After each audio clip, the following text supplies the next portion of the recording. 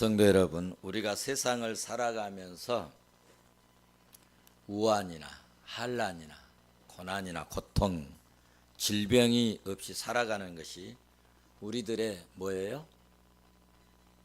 희망이요, 바람입니다. 그렇죠? 홍수나 지진 같은 것, 또 상상할 수 없는 이런 쓰나미 같은 이런 재앙은 아예 우리 생애에 있을 것이다, 없을 것이다 라고 생각하면서 우리는 살아갑니다. 그런데 우리 지구상에는 생각지 못한 지진이나 예기치 못한 여행을 갔는데 그 평화로운, 그리고 그 좋은, 그 조용한 고요한 그런 이 수영장에서 어느 날 쓰나미가 올라와서 생사람이 죽고, 신혼여행 가서 죽고, 가족이 놀러 가서 죽고, 기가 막힌 이런 일들이 일어납니다. 대홍수 또는 전염병, 질병들이 와서 우리들의 삶을, 인간들의 삶을 이렇게 황폐케 만들어 버릴 때가 종종 발생하지만, 그런 중에도 여러분, 하나님은 택한 백성, 하나님의 백성, 믿음의 백성들을 엄청나게 끔찍하게 사랑하고 계신다고 하는 사실입니다.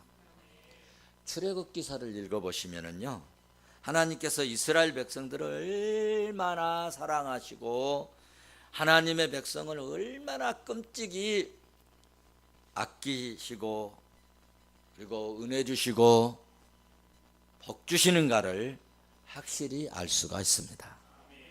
그렇게 강력한 그 애굽의 그 힘, 그렇게 강력한 애굽의 힘을 하나님이, 자기 백성들이 못 꺾으니까 하나님이 꺾으시고, 그렇게도 안 나가고 강팍한 바로 왕의 마음을 꺾기 위해서 오늘 엄청난, 그리고 한 번도 아니고 두 번도 아니고 세 번도 아닌 계속적인, 될 때까지 재앙을 내리십니다. 물이 변하여서 피가 되게 하시고, 개구리, 이, 파리, 악질, 독종, 우박재앙까지 내리셔서 지금까지 사람들이 상상도 할 수 없었던 정말 무섭고 두려운 재난을 당했다는 것입니다. 근데 이렇게 애굽 백성들에게 이 무섭고 이 엄청난, 상상할 수 없는 이런 두려운 재앙을 내리신 이유가 뭘까? 그 이유가 뭘까? 그 이유는요, 이스라엘 백성들을 구원하시기 위해서, 이스라엘 백성들을 사랑하시기 때문에, 이스라엘 백성들을 지키시기 위해서, 할렐루야, 이런 재앙을 내리셨다는 겁니다. 이렇게 무서운 재앙을 이렇게 내리시고, 또 이스라엘 백성, 애굽 백성들은 그토록 고통을 당하면서도, 그럼에도 불구하고 바로의 마음은 종잡을 수가 없었다. 어려움이 닥쳤을 때는 막 모세를 막 부릅니다. 모세 빨리 오라.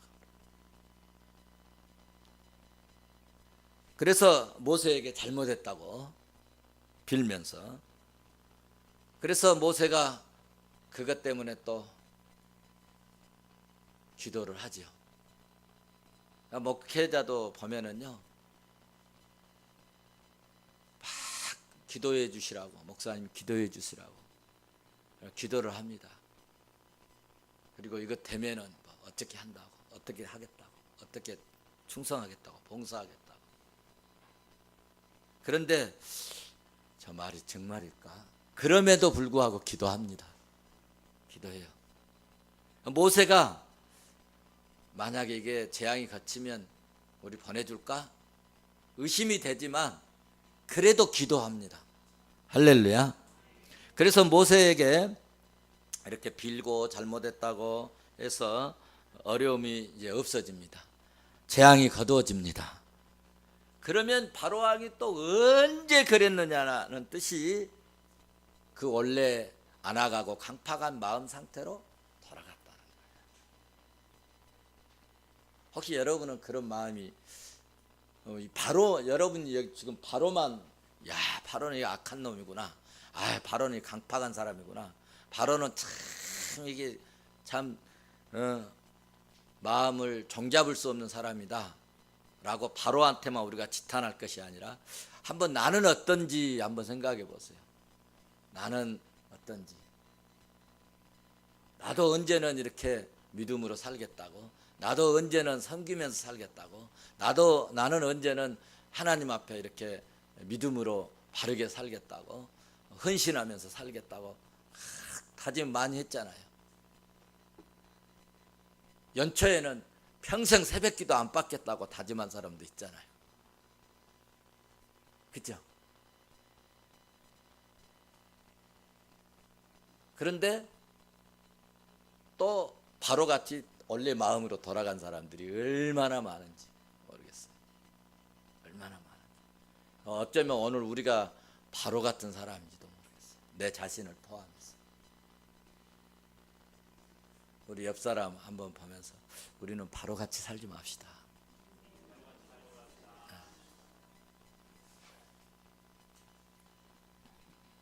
이런 이제 상태의 마음을 성경은 뭐라고 말씀하시냐면은 안악한 마음이라 그렇게 표현을 했어요. 안악한 마음. 안악한 마음. 옛날 성경에는 강팍한 마음이라고 표현했어요. 강팍한 마음. 오늘 본문은 마음이 안강하고 강팍하여 하나님을 두려워할 줄 몰랐 교만해진 애굽 바로왕에 내리시는 경고와 재앙에 대해서 상세히 말씀을 하고 있습니다. 오늘 본문 출애굽기 10장에서는 여덟 번째 재앙 메뚜기 재앙과 아홉 번째 재앙 흑암의 재앙이 이제 내리는 것에 대해서 그리고 자세히 기록되어 있는데요. 여덟 번째 내린 이 메뚜기 재앙이 얼마나 극심했는가를 표현하는데 애굽의 역사상 전무후무한 사건인데 애굽인들이 이 사건을 표현을 했어요. 표현했는데 뭐라고 표현했느냐? 6절에 표현하고 있어요. 6절에서.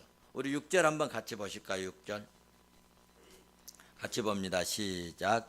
또 내 집들과 내 모든 신하의 집들과 모든 집들이 가득하리니 이는 내 아버지와 내 조상이 이 땅에 있었던 그날부터 오늘까지 보지 못하였던 것이라 하였다 하고 돌이켜 바로에게 나오니. 아멘. 자기 조상들 아버지 때부터 할아버지 때부터 지금까지 이 세상을 살아오는 중에 이런 일이 한 번도 없었다.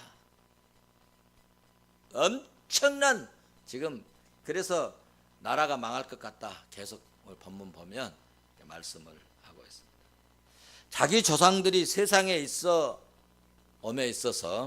오늘날까지 이런 일은 없었다. 라고 표현. 그래서 그 요약을 정리를 하면 지금까지 역사상에서 이런 일은 전무후무했다. 전에도 없고 앞으로도 없을 것이다. 여러분 이런 견딜 수 없는 재앙 앞에서 애굽 왕 바로는 자기 자신의 죄가를 시인하고 하나님의 의로움을 구할 수밖에 없게 되었는데 이로 인해서 재앙이 물러갑니다. 물러가요. 그의 마음이 다시금 안악한 마음, 강팍한 마음으로 돌아가게 되는데 그 돌아가는 내용이 16절에 또 기록되어 있습니다. 그런데 우리가 여기서 꼭 주목해야 할 것은 하나님께서 9번째 이 재앙을 애굽 전역에 내리셨잖아요.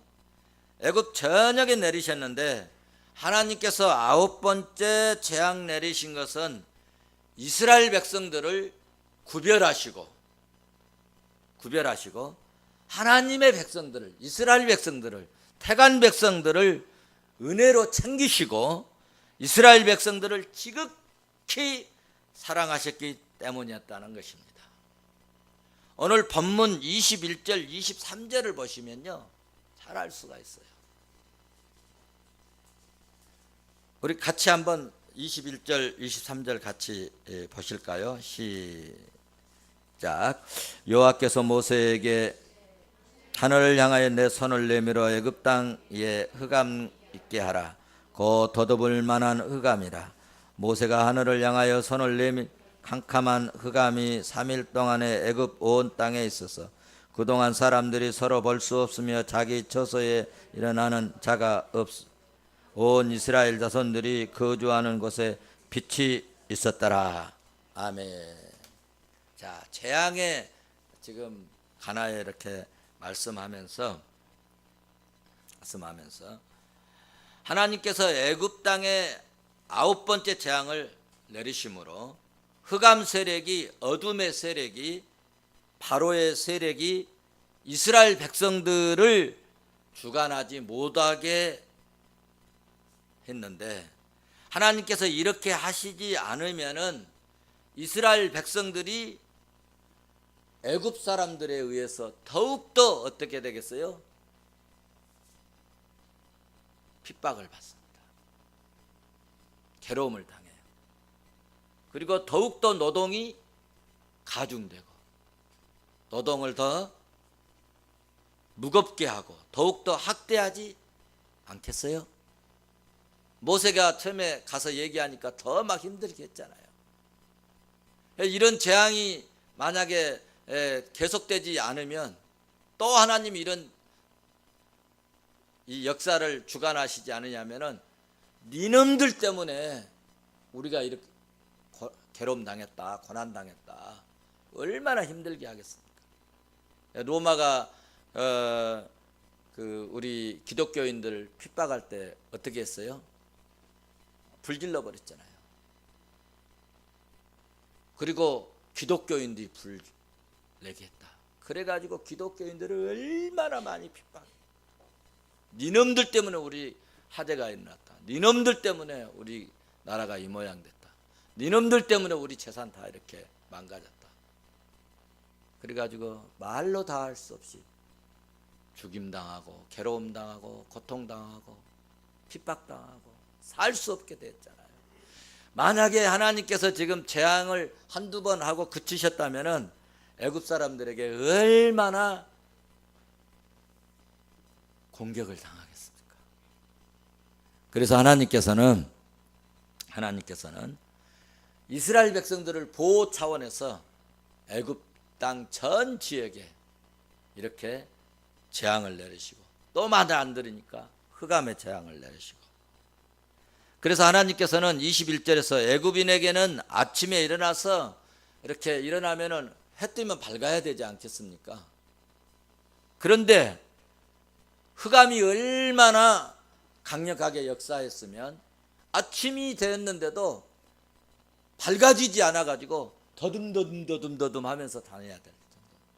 그러니까 애굽 사람인지 이스라엘 사람인지 모를 정도로 만들어버린 거예요. 그래서 이스라엘 백성들을 건들지 못하도록. 그런데 이스라엘 백성들이 거주하는 곳에는 뭐가 있었어요? 빛이 있었다. 할렐루야. 여기서 우리가 발견할 수 있는 것은 하나님께서는 자기 백성을 택한 백성들에게는 눈 눈동자같이 지켜준다는 거예요. 똑같은 땅에 여러분 어떻게 흑암이 있어가지고 어둠이 있어가지고 캄캄해가지고 더듬더듬하고 다니게 만들고 이스라엘 백성들에게는 밝고 환한 빛을 주셨다. 할렐루야. 우리에게도 이런 하나님의 은혜가 하나님의 축복이 있기를 주의 이름으로 축원합니다. 우리 자녀들도 우리 가정도 우리의 교회도 우리의 나라도 하나님이 눈동자같이 지켜주시는 은혜와 복이 있기를 주의 이름으로 축원합니다. 우리나라가 몹시 위기에 처한 이런 때입니다.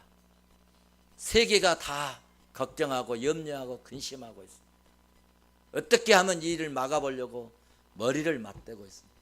그러나 여러분, 사람들의 이 모사는요 별거 아니에요. 유엔이 세계 평화를 위해서 있지만 평화를 주장하고 있습니까? 못합니다. 누가 주장하시느냐? 전쟁은 누구의 손에? 여호와의 손에 달려 있습니다. 하나님이 이 땅 지켜주시면, 하나님이 이 땅 보호하시면 전쟁 없는 은혜롭고 평안한 축복의 나라 될 줄로 믿습니다. 자, 그럼 성도 여러분, 이제 본문 1절을 한번 보시겠습니다. 1절, 우리 같이 1절 한번 보십니다. 같이 봅니다.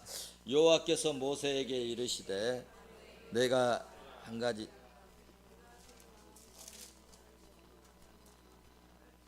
다시 제가 11장 1절을 봤어. 다시 같이 봅니다. 여호와께서 모세에게 이르시되 바로에게 들어가라. 내가 그의 마음과 그의 신하들의 마음을 완강하게 함은 나의 표징을 그들 중에 보이게 하니라. 아멘. 자, 여기서 하나님께서 바로의 마음도 신하들의 마음도 하나님께서 어떻게 하셨다겠어요? 완강하게 하셨다. 완강하게 하셨다. 왕과 신하들 마음까지 완강하게 하신 하나님의 뜻이 무슨 뜻이 있을까?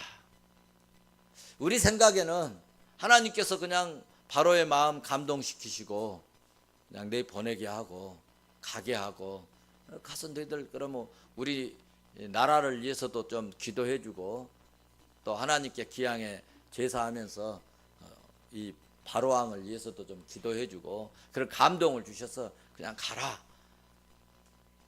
그러면 될 텐데 하나님께서 왜 바로의 마음을 완강케 하시고 신하들의 마음까지 완강케 하셨을까? 그 이유에 대해서 오늘 본문에 말씀하고 있는데 두 가지인데, 하나는요 하나님이 어떤 분인가를 보여주겠다는 거예요. 하나님이 어떤 분인가를. 앞으로 여러분 출애굽기 이제 통해서 계속해서 여호수아까지 쫙 들어가 보세요. 하나님이 정말 어떤 분인가, 이런 하나님을 알고도 보고도 이해하고도 믿지 않는 사람은요 미치광입니다. 하나님이 어떤 분인가 표징을 보여주겠다. 표징. 그냥 말로만 한 게 아니라 표징을 보여주겠다.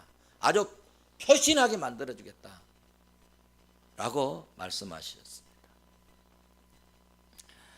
그 다음에 하나님의 뜻은 뭐냐 하면 여호와를 위하여 하심을 그들에게 알리기 위한 것이다 라고 하시고, 여기서 하나님께서 마음을 한 가지 이해하고 가셔야 될 것은, 마음을 완강케 하셨다는 말씀의 의미는 뭐냐면은 하나님께서 그들의 마음을 부추겨 갖고 막 악한 마음 생기게 하고 완강한 마음 생기게 하고 강박한 마음을 이렇게 갖게 하셨다는 뜻이 아니라 그들의 그 악한 마음 품는 것에 대해서 하나님이 내버려 두셨다는 거예요.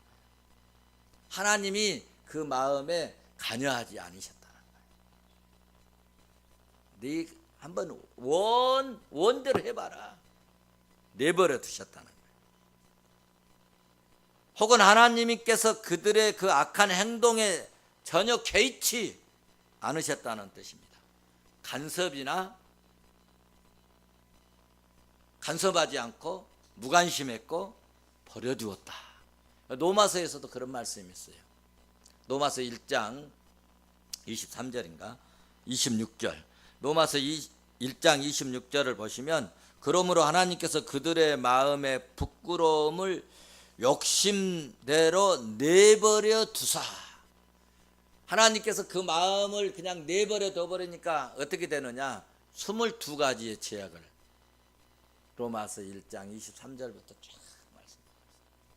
시기, 질투, 분노, 또 살인, 수근수근되고 이런 22가지 죄악을 쫙.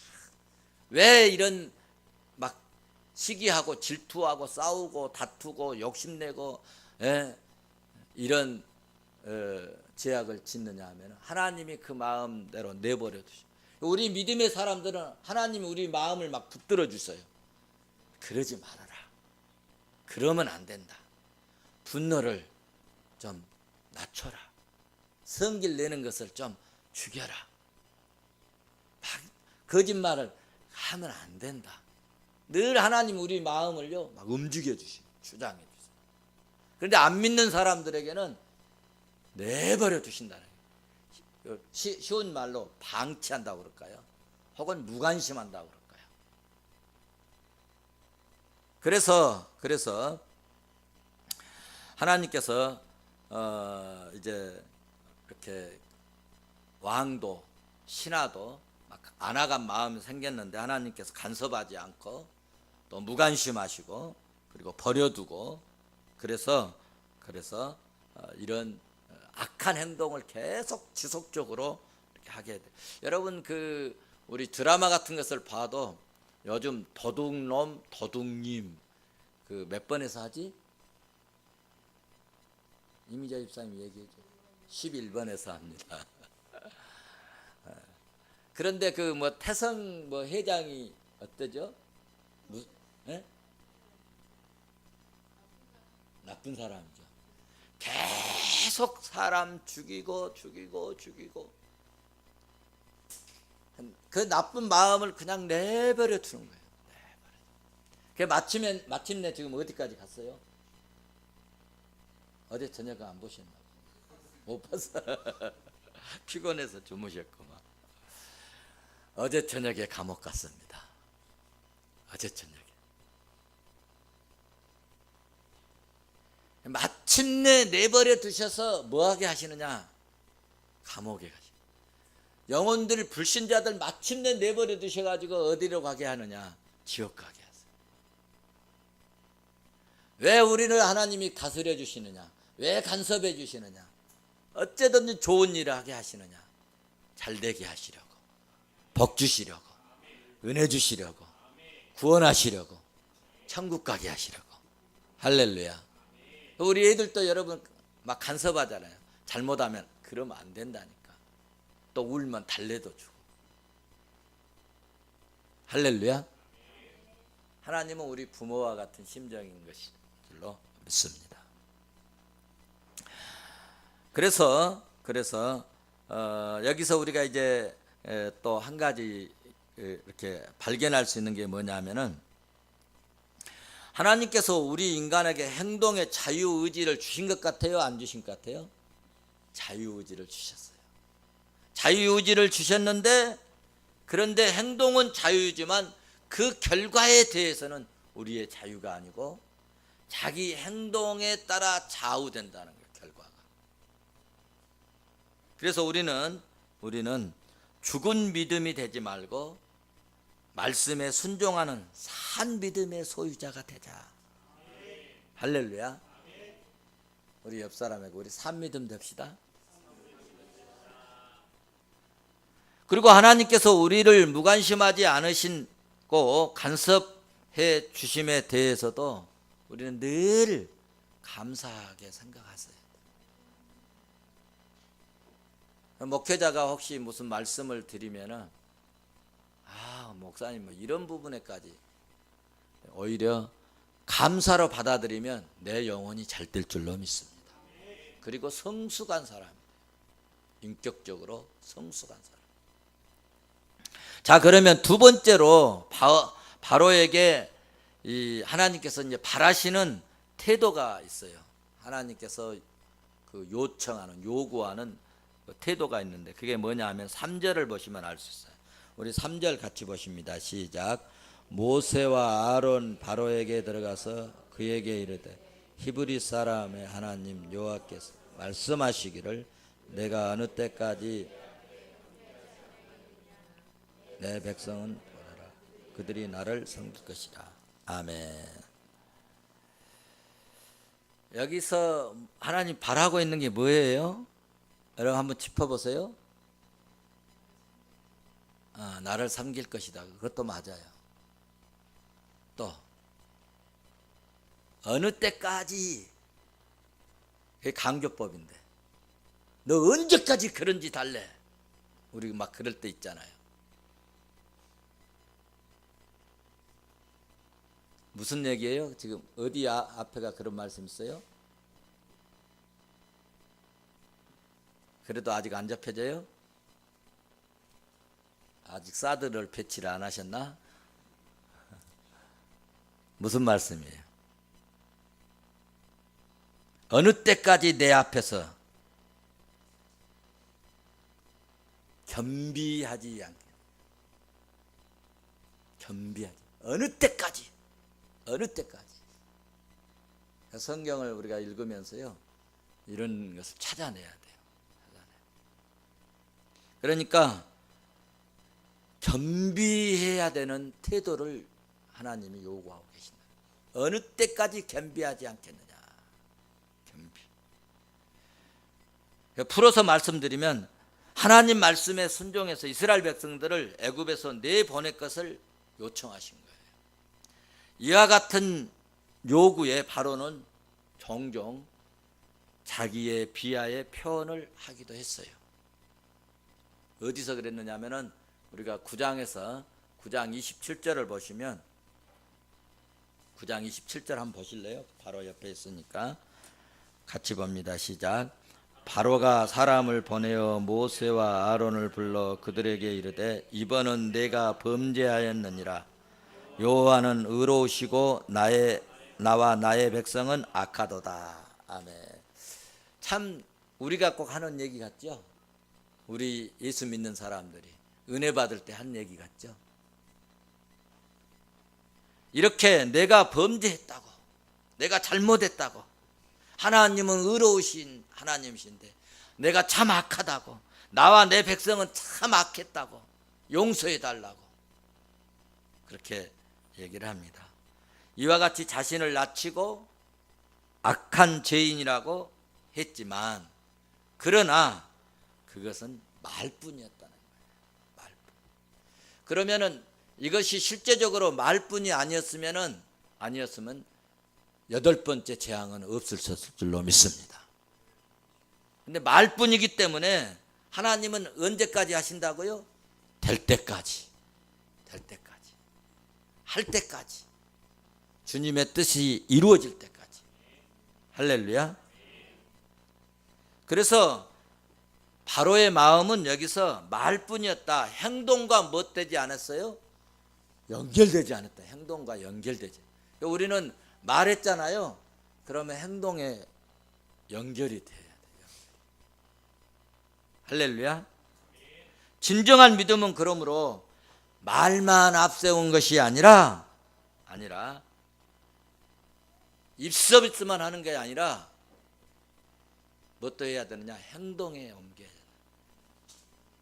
그런데 어떤 사람들은 제가 이 말씀 이제 이렇게 정리하면서 어떤 사람은 립서비스도 안 되는 사람이 있어요. 말이라도 좀 예쁘게 하면 좋은데 말까지도 그냥 상처 주고 막 마음 후벼대고 괜히 그냥 그 마음을 그냥 아프게 하고 그냥 쉽게 여러분들이 말하는 시험 들게 하고 말이죠. 우리 옆 사람 보면서 우리 립서비스라도 합시다.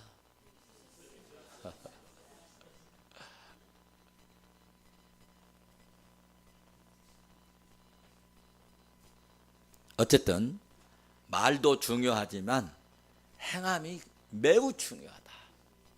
신앙생활에서 순종과 행함이 복된 길로 가는 첨단길인 것을 믿으시기를 바랍니다.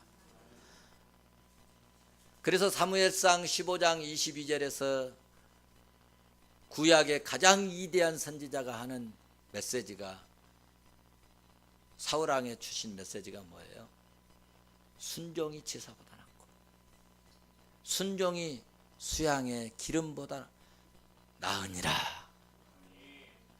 당신이 하나님의 말씀을 버렸으므로 하나님께서 당신을 버릴 것이다. 우리는 말씀 버리는 자 되지 않기를 바랍니다. 우리가 말씀 따라 행동하는 것이 여러분 얼마나 귀하고 축복인지를 다윗이 시편 1편에서 표현했어요. 표현하기를 시냇가에 심은 나무가 철을 따라 뭘 맺고 열매를 맺고 잎사귀가 마르지 아니함같이, 그렇게 순종하고 말씀 따라 순종하는 사람은 그 다음에 점점점 다 뭐하리라? 형통하리라. 형통하리라. 그러니까 말씀에 순종하고 말씀대로 행하고 말씀대로 살고 말씀을 실천에 옮기고 말씀을 이행하고 말씀 붙들고 살고 말씀대로 정말 내가 진실하게 그 말씀을 이행하시면 하나님께서 다 형통하도록 은혜를 베풀어 주신다.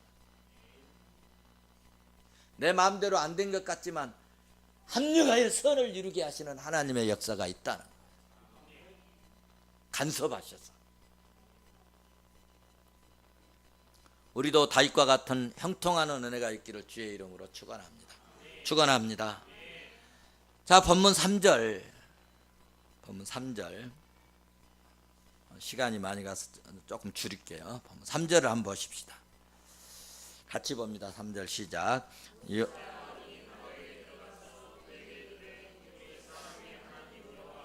말씀하시기를 네가 어느 때까지 내 앞에서 겸비하지 아니하겠느냐. 내 백성을 보내라. 그들이 나를 섬길 것이라. 아멘.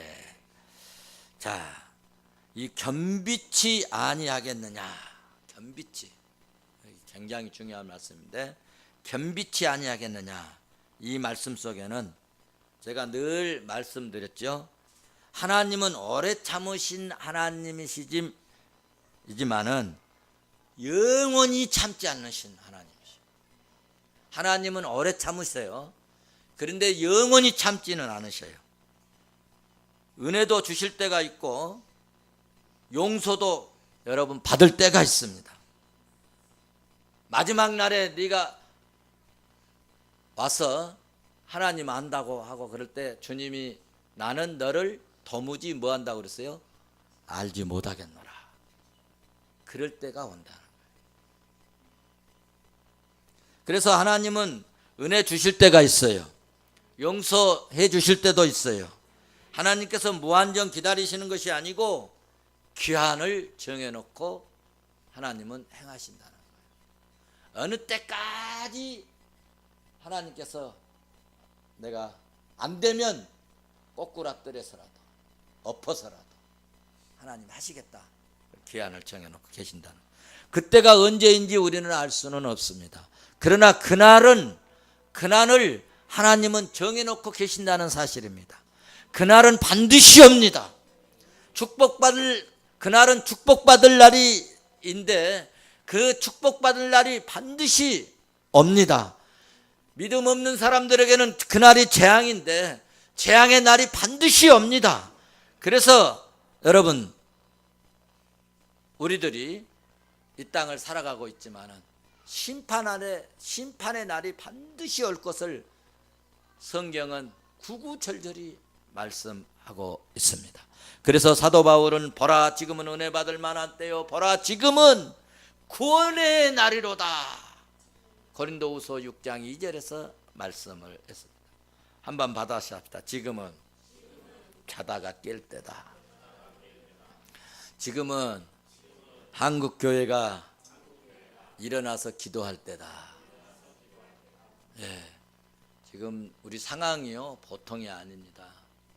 보통이 아니에요. 우리 아이들을 여러분 생각해 보십시오. 눈에 넣어도 안 아플 아이들 아닙니까?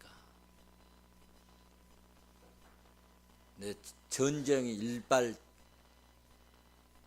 직전에 지금 있어요.